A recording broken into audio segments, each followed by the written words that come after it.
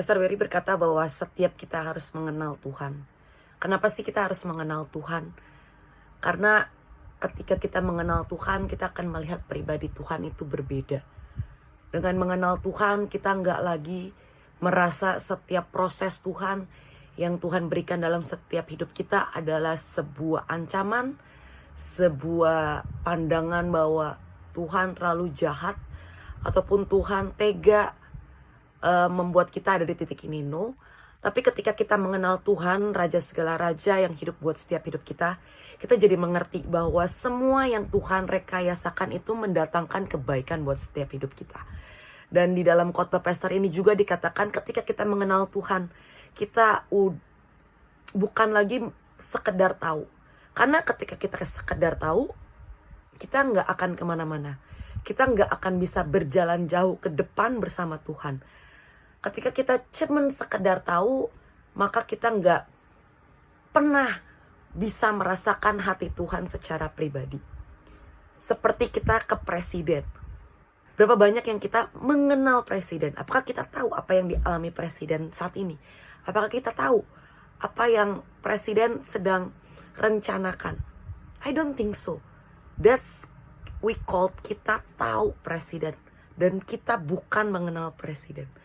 Tapi mau gak hari ini kita belajar untuk yang namanya mengenal Raja segala raja, Tuhan Yesus Kristus yang sudah mencurahkan hidupnya buat setiap hidup kita. Yaitu dengan berdoa saat teduh. Pastor berkata kita harus lebih hebat saat teduh dibandingkan pelayanan. Kenapa? Karena saat teduh itu berbicara lebih banyak. Karena saat teduh itu yang menjadi engine, menjadi mesin buat setiap hidup kita bergerak mengikuti Tuhan jauh ke depan. Dengan saat teduh, kita bisa mengenal Tuhan secara pribadi. Terlebih, kita juga bisa mengenal diri kita secara pribadi.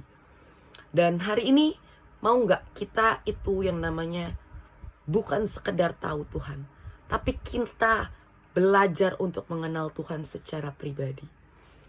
Dan Pastor berkata, saatnya kita praktek. Saatnya kita melakukan segala sesuatunya. Seperti orang yang berolahraga, di khotbahnya Pastor ngomong. Kalau kita misalkan nge-gym, misalkan kita main olahraga apapun.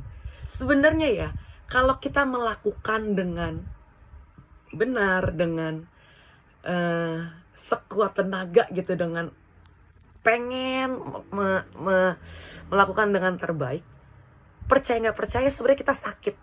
Ujungnya setelah kita olahraga, setelah kita nge-gym, kita badannya sakit. Itu cara yang benar. Itu berarti kita melakukan dengan yang benar gitu. Tapi berbeda dengan orang yang nggak sakit-sakit gitu setelah olahraga. Kalau pastor berkata mungkin dia cuman kayak duduk di sebelah tribun you know. Dan itu bedanya ketika kita praktek dan ketika kita cuman melihatin orang gitu. Dan hari ini yuk belajar untuk mengenal hati Tuhan, karena Tuhan juga sangat bergelora untuk mengenal setiap hidup kita secara pribadi.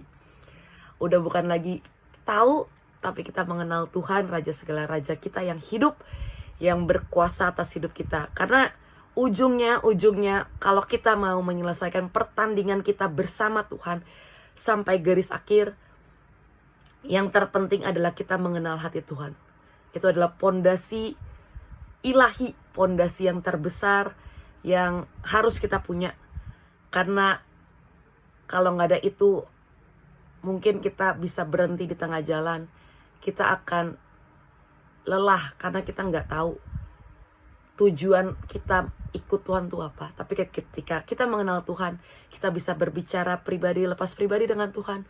Kita lebih mengenal siapa Tuhan kita, dan kita lebih mengenal apa yang Tuhan ingin rekayasakan dalam setiap hidup kita.